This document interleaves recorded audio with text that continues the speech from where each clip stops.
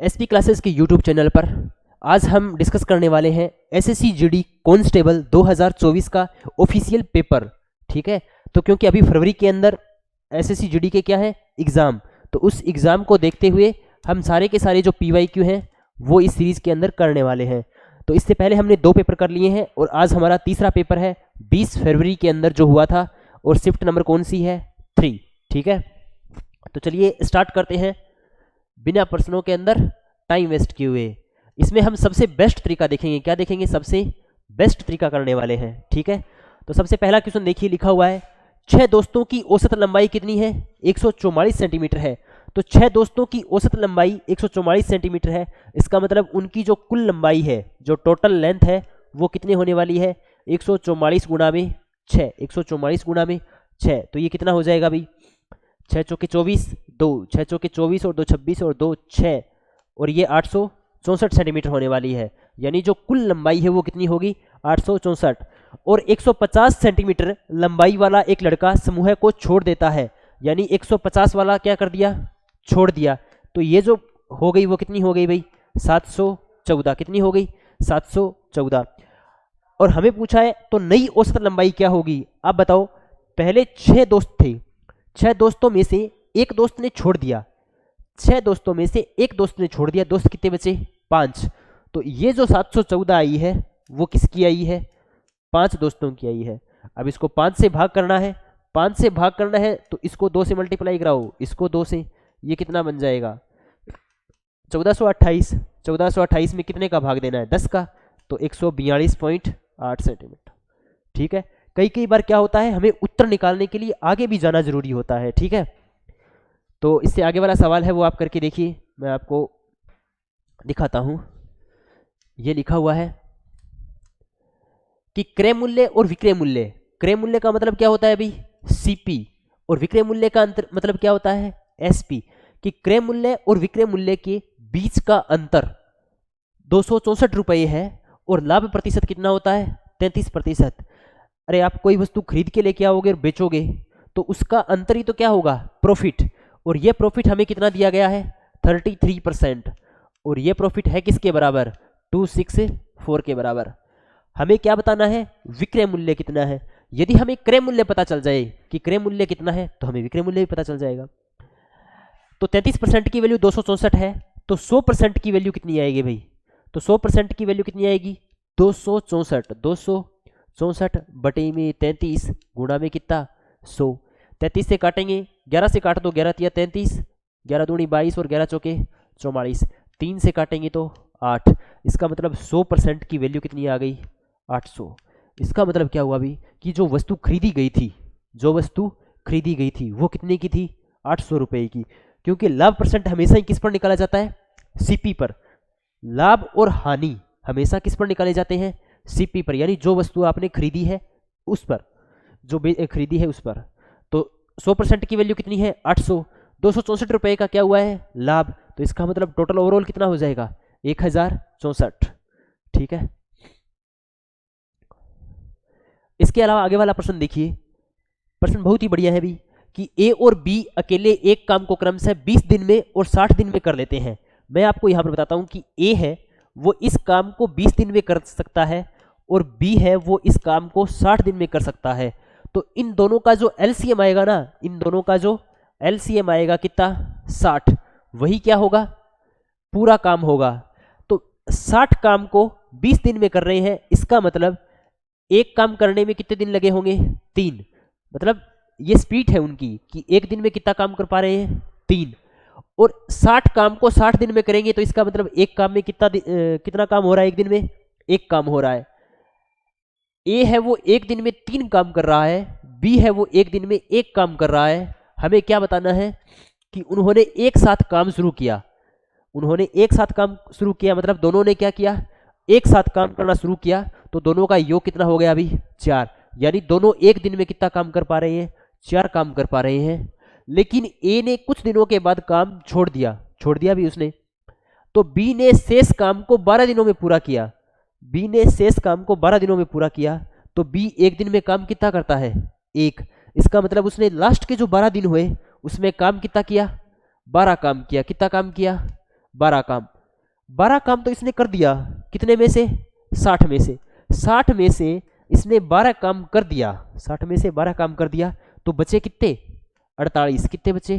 48। यानी ये जो 48 काम है वो इन दोनों ने एक साथ किया है। यदि 48 काम दोनों एक साथ करेंगे तो एक दिन में 4 काम कर रहे हैं, तो इस काम को करने में कितना टाइम लगेगा भाई?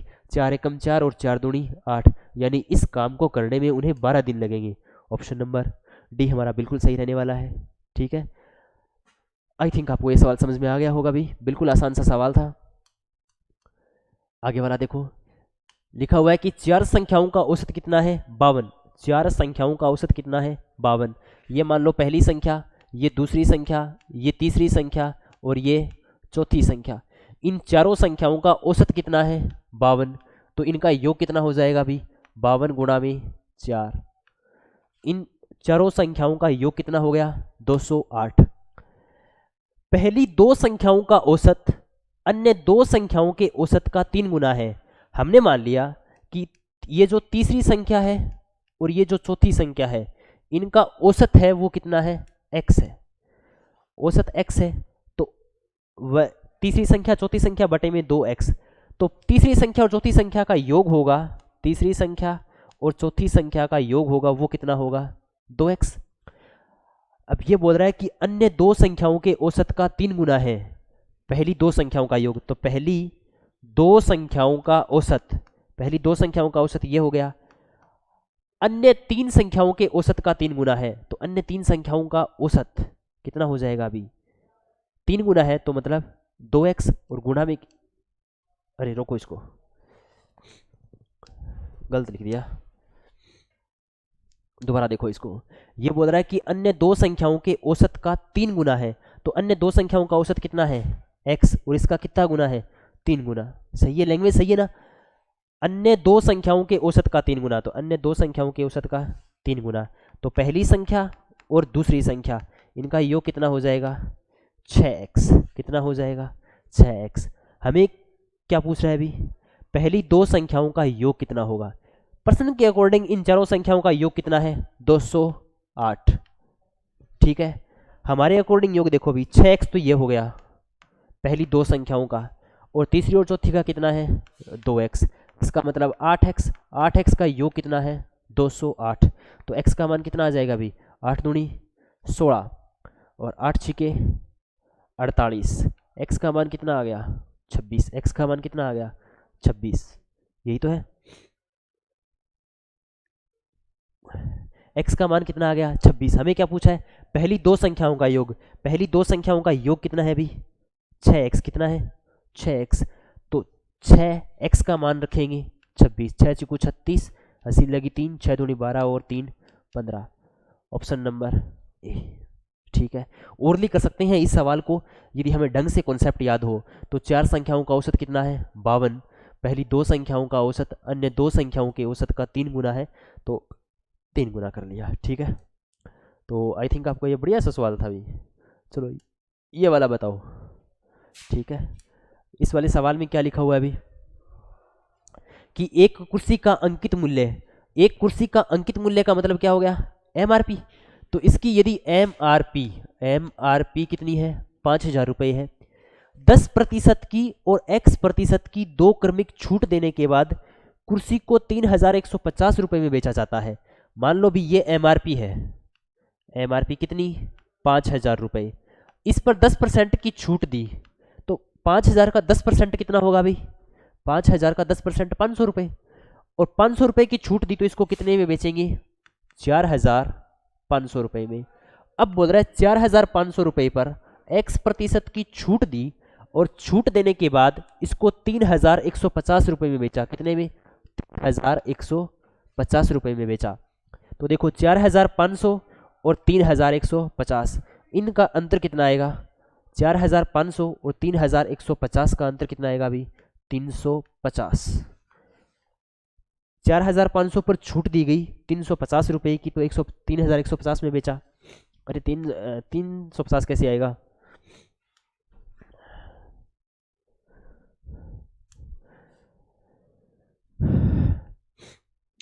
कितना आएगा भाई? ये आएगा 1350 रुपये। ठीक है, 1350 और 150, 1500। और ये छूट किस पर मिली है भाई? 4500 रुपये मिली है। परसेंटेज निकालने के लिए गुणा में 100, 2 जीरो से 2 जीरो, 45 से काटेंगे, 45 से कम 45 और 45 दिया 135। इसका मतलब कितने परसेंट की छूट? 30% की छूट। ठीक है, घटाना थोड़ा सावधानी से है भी। ठीक है, चलो आगे वाला सवाल देखिए। ये सवाल में शायद मिस प्रिंटिंग है इस सवाल में, इस सवाल को छोड़ दो। ये वाला सवाल देखो कि एक गोले की त्रिज्या 4.2 सेंटीमीटर है। ये होता है गोला, ठीक है, और इस गोले की त्रिज्या कितनी है? 4.2 सेंटीमीटर। कितनी है? 4.2 सेंटीमीटर है। तो गोले का आयतन कितना होगा? आप जानते हो भी, किसी भी गोले का आयतन कितना होता है?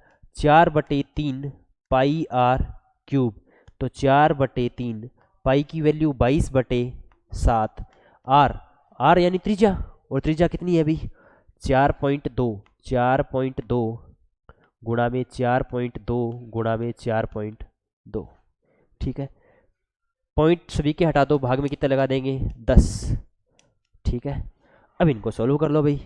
ठीक है, जब आप इनको काट पीट करके सॉल्व करोगे तो कितना आएगा? 310.464। गुणा भाग खुद कर लेना भाई। ठीक है, ये वाला प्रश्न देखो कि एक वस्तु का अंकित मूल्य 28,500 रुपये है और इसका विक्रय मूल्य 15,675 रुपये है, तो छूट का प्रतिशत निकालो। देखो एक बात याद रखना, लाभ और हानि हमेशा किस पर निकाली जाती है? क्रय मूल्य पर। लेकिन छूट है वो हमेशा किस पर निकाली जाती है? छूट हमेशा निकाली जाती है MRP पे, मार्क प्राइस पे। तो यदि वस्तु का अंकित मूल्य MRP कितना है? 28,500 रुपये है और इसका विक्रय मूल्य है 15,675 रुपये, 15,675 रुपये। तो देखो इनका अंतर कितना हो जाएगा? 28,500 और 15,675 का, तो निकाल लो भाई।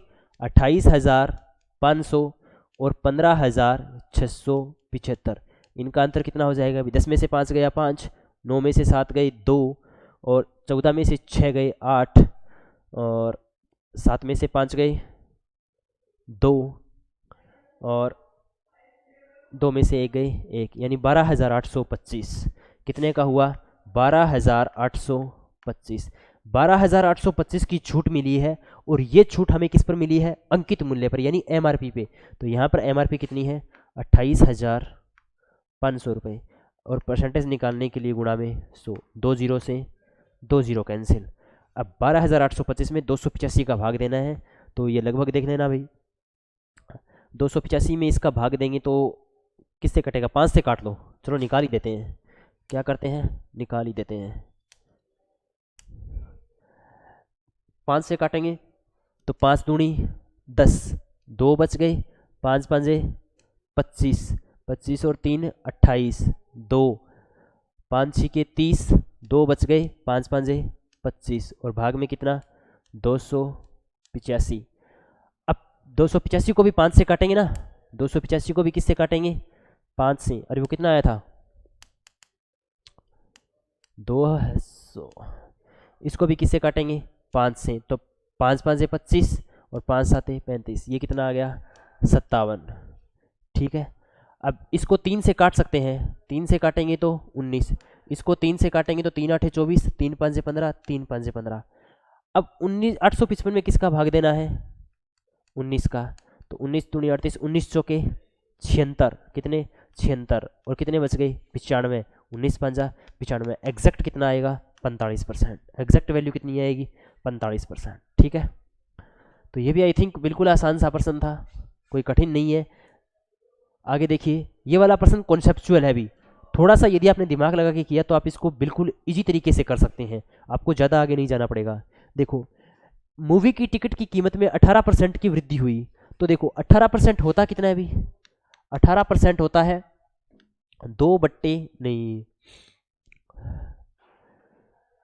18% होता है 9/50। कितना होता है? 9/50।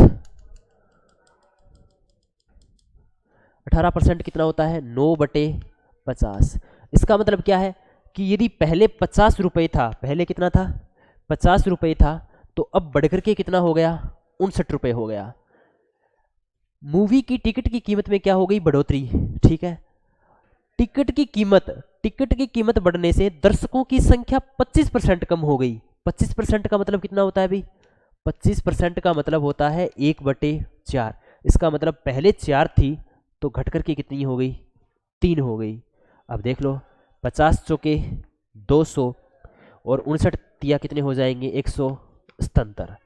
अब ओवरऑल क्या हो रही है, कमी हो रही है। कमी कितने की हो रही है, 200 से 170 जाएंगे, 23 की कमी हो रही है। और कमी हो किससे रही है भाई, 200 से।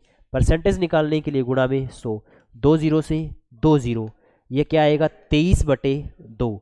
और 23/2 का मतलब 11.5, 11.50% की क्या हो रही है, कमी हो रही है। ठीक है, तो आई थिंक ये सवाल भी आपको समझ में आ गया होगा भाई। ठीक है, आगे ये देखो कि पीतल में तांबे और जस्ते का अनुपात, ये है तांबा और ये है जस्ता। तांबे और जस्ते का अनुपात 25:12 है। तांबे और जस्ते का अनुपात कितना है, 25:12 है। और 370 किलोग्राम पीतल में तांबे की कितनी मात्रा होगी, 370 किलोग्राम पीतल में टोटल वजन कितना है भी, 370। लेकिन हमारे अकॉर्डिंग कितना है, 25 और 12 37 यूनिट। भी हमारे रेशियो के अकॉर्डिंग तो कितना आ रहा है, 37 यूनिट। रेशियो के अकॉर्डिंग यदि 37 यूनिट है और पर्सन के अकॉर्डिंग 370 है, इसका मतलब यहाँ से 1 यूनिट की वैल्यू कितनी आएगी, 10। हमें क्या पूछा है, तांबे की मात्रा। तो तांबे की मात्रा कितनी है, 25 यूनिट। तो ये 25 यूनिट नहीं होगी, कितनी होगी भी, 250 किलो, यानी ऑप्शन नंबर बी। ठीक है, आगे देखिए इसी तरीके से नेक्स्ट क्वेश्चन। जैसे ये लिखा हुआ है कि दो संख्याएं 11:13 के अनुपात में हैं और यदि उनके महत्तम समापवर्तक कितने, महत्तम समापवर्तक 7 हैं तो वे संख्याएं ज्ञात कीजिए। देखो इस सवाल को करने की जरूरत ही नहीं है। महत्तम समापवर्तक का मतलब वो दोनों फैक्टर में होगा, यानी यहां पर भी होगा और यहां पर भी होगा। अब आप खुद बताओ, अगर कोई वैल्यू यहाँ पर भी है और यहाँ पर भी है तो इसका मतलब यहाँ पर भी मल्टीप्लाई करवाया गया है और इसका यहाँ पर भी मल्टीप्लाई करवाया गया है।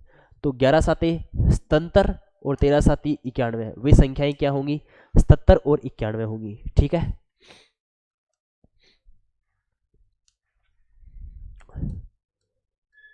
आगे देखो, जैसे ये भी सवाल बिल्कुल आसान सा लिखा हुआ है। देखो ये सारे के सारे मतलब हमने अपनी तरफ से नहीं बनाए क्वेश्चन। ठीक है, जो सारे के सारे आपके क्या है, PYQ है, शिफ्ट में आए हुए हैं, TCS ने खुद पूछे हुए हैं ये। तो P/Q/R 9:10:11 है। तो P + Q, Q + R और R + P का मान कितना होगा। तो P और Q को जोड़ दो भाई, P और Q 10 और 9 19। फिर Q और R को जोड़ दो भाई, 10 और 11 21। R और P को जोड़ दो भाई, R और P को जोड़ोगे तो ये कितना बन जाएगा, 9 और 11 20, 19 21 और 20, 19 21 और 20। ठीक है, चलो आगे वाला देखो कि यदि एक निश्चित धनराशि साधारण ब्याज पर 8 वर्ष और 6 महीने, 8 वर्ष और 6 महीने मतलब 8.5 साल, 8.5 साल में स्वयं की 3 गुनी हो जाती है तो वार्षिक ब्याज की दर ज्ञात कीजिए। देखो एक फॉर्मूला होता है कि SI = PRT/100। ठीक है, अब बताओ कोई राशि स्वयं की 3 गुनी हो गई। मान लो आप बाजार में गए, बैंक में गए और आप 10 रुपये लेकर के गए। ठीक है, आप कुछ दिनों बाद वापस गए बैंक के अंदर तो बैंक वाले ने आपको 3 गुना राशि दे दी, यानी 10 दिए 30। तो आपने ब्याज कितना मिला भी, 10 रुपये लेकर के गए, 30 रुपये वापस लेकर के आ गए। इसका मतलब 10 रुपये तो आपका मूलधन ही था। ब्याज कितना हुआ, 2 यूनिट। कितना हुआ, 2। यही तो हमें 3 गुनी है, तो इसका मतलब 2 यूनिट तो क्या रहा होगा, ब्याज रहा होगा। और एक वैल्यू है वो प्रिंसिपल की रही होगी। रेट हमें निकालनी है, टाइम हमारे पास 8.5 साल है। परसेंटेज निकालने के लिए गुणा में 100। P से तो P कैंसिल, 100 को 2 से कराएंगे 200 और ये 8.50 है तो 8.5 और बराबर R, ये वाला पॉइंट हटाएंगे 0। 5 से काट दो इसको, 5 से काटेंगे ये बन जाएगा 17 और 5 से काटेंगे ये बन जाएगा 400। ठीक है, इसको काटेंगे तो 17 दूनी 34, 6 60 0 और कितना बन जाएगा 17 तिया 51, 9 बन जाएगा, और 9 और 0, और 17 के पढ़े में 17 पंजे 85, 5 बन जाएंगे, 17 दूनी 34, 23.52% यानी ऑप्शन नंबर डी आएगा। ठीक है, अगर आप यहाँ तक भी निकाल देते हो ना 23.5 तक तो भी सही है, ऑप्शन नंबर डी आएगा, लेकिन ये कॉन्सेप्ट आपको मालूम होना चाहिए।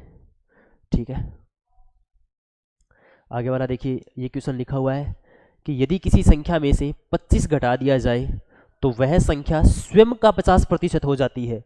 स्वयं का 50% होने का मतलब क्या है अभी? 50% का मतलब कितना होता है? 1/2। इसका मतलब कि संख्या तो कितनी है? 2, और इसका 50% कौन है? 1। हमें बोल रहा है कि 50% घटा दिया जाए, नहीं 25 घटा दिया जाए तो 50% हो जाती है। हम कितना घटा रहे हैं? 1 घटा रहे हैं, 1 घटा रहे हैं तो भी कितना हो रही है? 50%। लेकिन प्रश्न के अकॉर्डिंग कितना है? 25। तो मतलब ये 1 नहीं है, कितना है? 25। तो ये संख्या 2 नहीं होगी, कितनी होगी? 25 का 2 गुणा कितनी होगी? 50। तो ऑप्शन नंबर कौन सा हो जाएगा? ए। ठीक है, आगे देखिए क्वेश्चन नंबर नेक्स्ट। ये लिखा हुआ है कि यदि ब्याज वार्षिक रूप से संयोजित हो रहा है तो 30% वार्षिक चक्रवृद्धि ब्याज की दर से 2 वर्षों में कितनी राशि 9,464 रुपये हो जाएगी? ठीक है, 9,464 रुपये हो जाएगी। तो देखो 9,464 रुपये हो जाएगी, मतलब हमारे पास जो फॉर्मूला होता है CI का वो क्या होता है? P इंटू 1 प्लस RT/100 की पावर T। तो CI कितना है? 9,464। प्रिंसिपल कितना है? हमें मालूम नहीं है। रेट कितना है? रेट है 30%। तो ये कितना बन जाएगा? 130/100, 130/100, और कितने सालों में? 2 सालों में। तो ये कितना बन जाएगा? 130/100 को हम कितनी बार लिख देंगे? 2 बार। ठीक है, अब 2 0 से तो 2 0 कट जाएंगे भाई। तो ये कितना बन जाएगा? 9,464 बटे में 13 गुणा में 13, और ये ऊपर क्या बन जाएंगे? 100। यही हमारे पास क्या होगा? प्रिंसिपल। काट दो दिखाने, 13 से काटो इसको, 13 से काटेंगे तो 13 5 65, 13 6 78, 13 7 84, 13 7 84, कितने बच गए? 10 6, 13 7 84, 13 7 91, नहीं गलत कर दिया अभी, 13 7 91 होते हैं, 3 बचेंगे 6, 13 दूनी 26, 104, और 13 8 104। फिर 13 से इसको काटेंगे तो 13 5 65, और 13 चौकी 68, 13 6 78 65, और 13 6 78 56, 56, और गुणा में कितना आ गया? 100। तो इसका जो प्रिंसिपल है वो कितना आएगा? 5,600। ठीक है, देखो कैलकुलेशन करनी अपने हिसाब से होती है, आप कैलकुलेशन है वो कैलकुलेट करते कैसे हैं। ठीक है, आगे वाला प्रश्न देखिए। एक व्यक्ति पहले 11 किलोमीटर की दूरी 60 मिनट में और अगले 22 किलोमीटर की दूरी 30 मिनट में तय करता है, तो पूरी यात्रा के लिए उसकी औसत गति कितनी होगी? तो पूरी यात्रा के लिए जो औसत गति होती है, औसत गति का मतलब क्या होता है? औसत गति निकलती कैसे है? कुल दूरी बटे कुल समय, कुल दूरी बटे कुल समय। देखो मैंने आपको बताया था अभी, ये वाला ट्राइंगल आपको हमेशा याद रखना है, DTS। क्या याद रखना है? DTS। DTS का मतलब क्या हो गया अभी? एक व्यक्ति पहले 11 किलोमीटर की दूरी 60 मिनट में, तो हमें क्या ज्ञात करनी है? स्पीड ज्ञात करनी है। तो स्पीड क्या होगी? डिस्टेंस बटे में टाइम। डिस्टेंस कितनी है? 11 और 22 कितनी हो गई? 33। ठीक है, और टाइम कितना हो गया? 60 और 30 90 मिनट हो गया। 90 मिनट का मतलब 1.5 घंटे। 1.5 घंटे का मतलब 3/2, और 2 ऊपर चला जाएगा। 3 से काटेंगे 11, 11 दूनी 22। इसकी स्पीड कितनी आ जाएगी? 22 किलोमीटर प्रति घंटे की स्पीड से। ठीक है, देखो अभी इन सवालों को करने से पहले आपको पूरे के पूरे कॉन्सेप्ट है वो आने चाहिए। ठीक है, जैसे ये सवाल में मिस प्रिंटिंग है भाई, यहाँ पर शायद कुछ और लिखा हुआ है। ठीक है, चलो ये वाला सवाल बताइए। 16 गुणा में 9 + 4। देखो सवालों को करना भी अपने तरीके से होता है। देखो इसको लिख लिया 16 गुणा में 9 और 4 कितना? 13, माइनस 13 गुणा में 14, भाग में देखो 12 और 12 24। 24 में से 50 घटाएंगे, 50 में से क्या घटाएंगे? 24, तो कितना बचेगा? 26। हमने क्या किया, यहाँ पर 13 है, यहाँ पर 13 है, 13 कॉमन ले लिया, कितना बचा 16 माइनस में 14 और भाग में कितना 26। 13 एकम 13, 13 दूनी 26, 2 और 16 में से 14 घटाएंगे कितना बचेगा 2, 2 में 2 का भाग देंगे कितना आएगा 1। ऑप्शन नंबर कौन सा सही हो जाएगा, ए। ठीक है, चलो ये वाला सवाल बताओ भी। ये वाला सवाल तो बिल्कुल आसान है। क्या है, बिल्कुल आसान, कि 18 पुरुष किसी काम को 13 दिन में पूरा कर सकते हैं। 18 पुरुष किसी काम को 13 दिन में पूरा कर सकते हैं। 18 पुरुष किसी काम को 13 दिन में पूरा कर सकते हैं, तो 54 पुरुष उसी काम को कितने दिन में पूरा करेंगे। 18 पुरुष किसी काम को 13 दिन में कर सकते हैं, तो 54 पुरुष मतलब इसका कितना हो गया 3 गुना हो गया, इसका कितना हो गया 3 गुना। आदमी बढ़ेंगे, वर्कर्स क्या होंगे बढ़ेंगे, तो टाइम क्या होगा घटेगा। तो यदि ये इसका 3 गुना हो रहा है तो ये इसका कितना हो जाएगा 1/3 गुना, यानी 13/3। ये किया कैसे भी, देखो वर्क का फॉर्मूला क्या होता है, कार्य, कार्य क्या होता है अभी वर्क, वर्क क्या होता है टाइम गुणा में इफिशियंसी, टाइम गुणा में इफिशियंसी, टाइम गुणा में इफिशियंसी। यदि काम को, समय को उनकी एक दिन में किए गए कार्य से मल्टीप्लाई करवा दिया जाए तो क्या आएगा वर्क। ठीक है, अब देखो यहां पर हमने पुरुषों की संख्या बढ़ा दी, पुरुषों की संख्या बढ़ा दी। पुरुषों की संख्या बढ़ाने का मतलब क्या है, काम करने की स्पीड बढ़ गई, इफिशियंसी बढ़ गई। अगर ये इफिशियंसी बढ़ेगी, इफिशियंसी बढ़ेगी तो इस टाइम को तो घटना ही पड़ेगा, तभी तो वर्क बराबर आएगा, वरना वर्क बराबर कैसे आएगा। तो इस टाइम को घटाना है, घटाने का मतलब वाइस वर्सा करना है। यदि इसको 3 गुना बढ़ा रहे हो तो इसको 3 गुना कम कर दो, तो 1/3, 1/3 का मतलब 13/3। ठीक है, ये वाला देखो अभी, कि सोनू अकेले एक मेज 125 दिनों में बना सकता है। एक मेज 125 दिनों में बना सकता है, इसका मतलब सोनू की स्पीड है या इफिशियंसी है वो कितनी हो गई 1/125। जबकि मोनू अकेले इसे 250 दिनों में बना सकता है, मोनू की स्पीड कितनी हो गई फिर 1/250। मोनू ने काम करना शुरू किया और 75 दिनों तक कार्य किया। अब बताओ मोनू काम करेगा, एक दिन में 1/250 काम करता है, तो 75 दिनों में कितना करेगा भाई 75 गुणा में 1/250, 25 दिया 75 और 25 दाए 250। इसका मतलब 3/10 काम तो कौन करेगा मोनू कर देगा, 3/10 काम तो कौन कर देगा मोनू कर देगा। 3/10 काम मोनू कर देगा तो बचाएगा काम कितना 7/10, और 7/10 काम कौन करेगा सोनू। तो सोनू कितने दिनों में करेगा अभी 100, सोनू की स्पीड कितनी है अभी 1/125, तो 7/10 ठीक है, और 1/125, 1/125 ये मल्टीप्लाई करवाएंगे तो कितना बन जाएगा भाई 7/10 गुणा में 125/1। ठीक है, 5 से काटो 5 दूनी 10, 5 दूनी 10, 5 5 25 और 25 साते, 25 साते कितने होते हैं अभी 175, 175 में 2 का भाग दो कितना आएगा 87.5, कितना आएगा 87.5। ठीक है, तो ये हमने आज 20 के 20 क्वेश्चन किए हैं।